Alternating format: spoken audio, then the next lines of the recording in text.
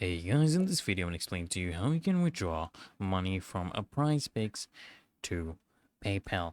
And it's really easy and simple, guys. So what you can do is you can press on these three down buttons right here, these three horizontal lines, and then scroll down and click on request withdrawal.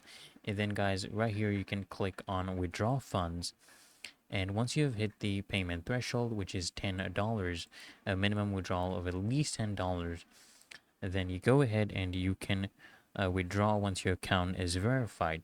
And if it's verified, guys, you can withdraw your fund, and it's really easy and simple. So you can request to withdraw to any bank account or PayPal account that you have previously used to deposit funds into your Prizepicks account.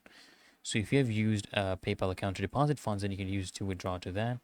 And when you're requesting a withdrawal, you just want to navigate to the menu, which is located at the top left corner of the Prizepicks app.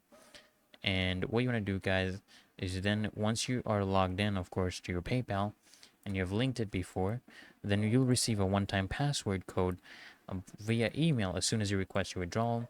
And once you put in that code, guys, you'll basically verify that you actually want to withdraw, and the withdrawal process will start to begin.